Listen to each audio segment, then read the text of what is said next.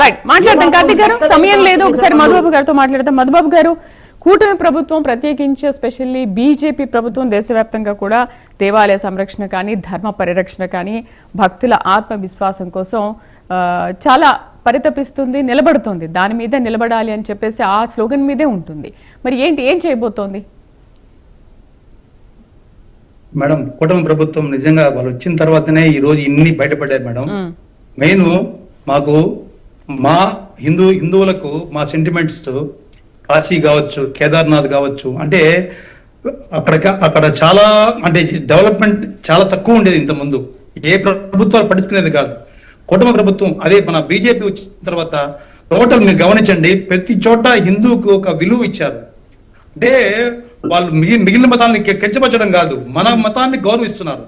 మన మతాన్ని మనం గౌరవించుకుంటున్నాం. ముందు మీరు మన జగన్మోహన్ రెడ్డి గారు నేర్చుకోవాల్సింది ఏమంటే, అతను సీఎం అంటే సీఎం అంటే అందరికీ సీఎం అతను, ఒక క్రిస్టియానిటీకో ముస్లిమ్స్కో కాదు, టోటల్ అందరికీ సీఎం అతను ఆ సీఎం గా ఉన్నప్పుడు కొన్ని నేర్చుకోవాలా, కొన్ని గౌరవించాలా, కొన్ని నేర్చుకోవాలా. ఇప్పుడు తిరుమలకు వస్తాడు కదా, అది ఇంతకుముందు చెప్పారు, బ్రహ్మోత్సవాలకు వచ్చేటప్పుడు పవిత్రమైన స్వామివారి వస్త్రాలు, పట్టు వస్త్రాలు సమర్పించేటప్పుడు సతీ సమేతంగా వస్తారు. ఎవరైనా చూసుకోండి, సతీ సమేతంగా వస్తారు. ఏ రోజు ఆయన వచ్చాడా? ఏ రోజు రాలా. నేను డిక్లరేషన్ అంటే ఈసారి ఎలాగా మాట్లాడాడు ఆయన. మన ఇంతకుముందు చైర్మన్ ఉన్నాడు వైవి సుబ్బారెడ్డి గారు, ఒక వీడియోలో మాట్లాడుతూ ఎంత కేర్లెస్ గా అన్నాడంటే, ఆతిథ్య సేవలు రేట్లు పెంచాలని, పెంచండి ఏమవుతుంది పెంచండి అనే వీడియో వైరల్ అయింది ఆ రోజు. ఇవన్నీ హిందువుల మనోభావాలు వాళ్ళకి అర్థం కావట్లే, మా బాధను వాళ్ళకి అర్థం కావట్లే. మేమేం తప్పు చేస్తున్నాం? మేము 5 ఏళ్ల పాటు పన్నికి మాల లడ్డు తిన్నాం. స్వామి వారికి అత్యంత ఇష్టమైన ప్రసాదం లడ్డు. మాకు వదిలేండి, స్వామి వారికి రోజు నైవేద్యం పెట్టేది లడ్డు. అటువంటి లడ్డులో ఈ రోజు ఆవు పాలు లేదు, ఆవు నెయ్యి లేదంటే ఎంత బాధేస్తుంది మేడం మాకు. అది కాకుండా తడకామణి కేసులో మేడం ఒక నిమిషం, తడకామణి కేసులో ఒక మర్డర్ జరిగింది మేడం, ఒక మర్డర్ జరిగింది. ఆ మర్డర్ జరిగితే వెంటనే అది ఇన్వెస్టిగేషన్ కాకముందే కరుణాకర్ రెడ్డి గారు వచ్చి అది ఆత్మహత్య అన్నారు. ఇవన్నీ మాకు బాధేదా? ప్రసాద్ గారితో మాట్లాడుతున్నా. మధు గారు, టైం చాలా తక్కువగా ఉంది. మధు గారు, ప్రపంచవ్యాప్తంగా శ్రీవారికి కానీ శ్రీవారి హుండీకి కానీ కోట్లాది మంది భక్తుల విశ్వాసం ఉంది. సో ఇవాళ ఒక సీఎం గా పనిచేసిన వ్యక్తి ఇవాళ ఇలాంటి మాటలు మాట్లాడడం అనేది చాలా బాధాకరం. సో దేవాలయాల రక్షణకు ప్రత్యేక చట్టాలు ఏమైనా తీసుకురాబోతున్నారా ప్రసాద్ గారు, ఇక మీదటి ఇలాంటివి జరగకుండా? మేడం ఆల్రెడీ ఎండోమెంట్స్ యాక్ట్ ఉంది, ఎండోమెంట్స్ యాక్ట్ 1963 ఉంది, దేవాలయాల రక్షణకి ఆల్రెడీ చట్టం ఉంది. ఒక ప్రత్యేకమైన చట్టాలు ఏం పని లేదు, ఉన్న చట్టాన్ని సక్రమంగా అమలు చేసేదని కూటమి ప్రభుత్వం సిద్ధంగా ఉంది. కాకుంటే నిన్నగా మొన్న ఎక్స్ సీఎం గారు కూర్చొని మాట్లాడుతూ పరకామణిలో జరిగింది అసలు నేరమే కాదు, నెయ్యిలో జరిగింది అసలు కల్తీనే కాదు, స్కామ్ అంటూ జరిగిందంటే చంద్రబాబు నాయుడు గారి హయాంలో గరుడ వారధి అంటే శ్రీనివాస సేతు బ్రిడ్జ్ ఒకటి ఉంది తిరుమలలో, తిరుపతిలో.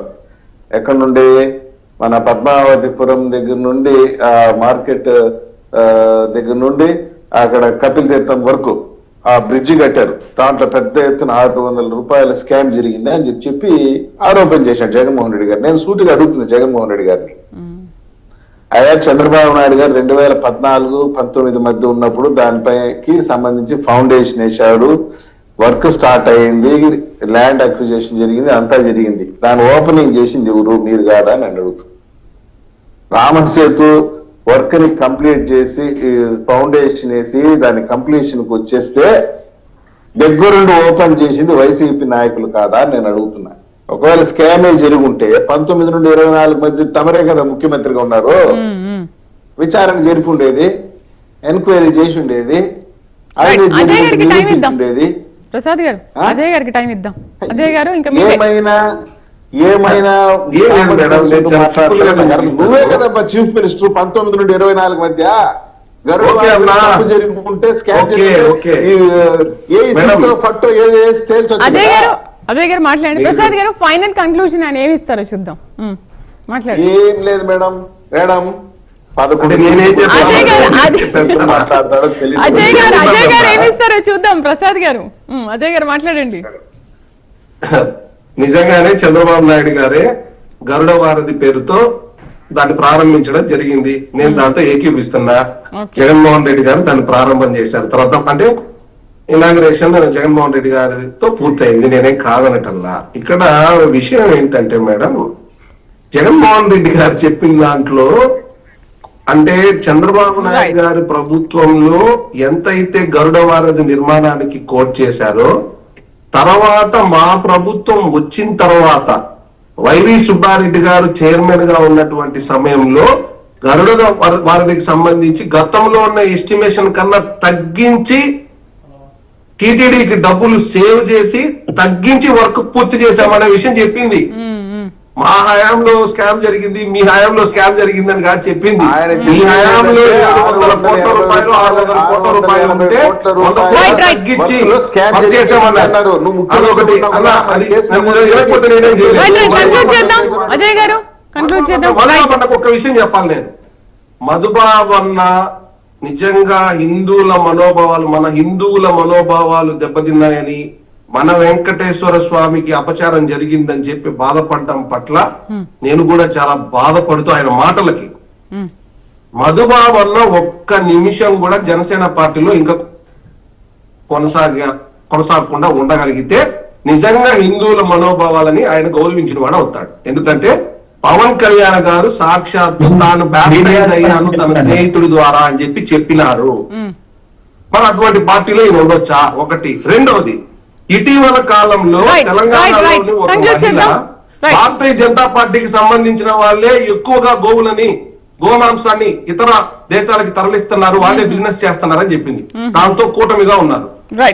మన గోవు మన హిందుత్వానికి విడదీయరాని బంధం ఉంది కాబట్టి మీకు నిజంగా చేతులెత్తి మొక్కుతున్నా, మీకున్నటువంటి ఆ పరమ భక్తికి నేను దాసుడనై మీకు చిన్న సూచన చేస్తున్నా, ఒక్క నిమిషం కూడా మీరు ఆ 2 కూటమిలకు ఇంకా ఉండకూడదు.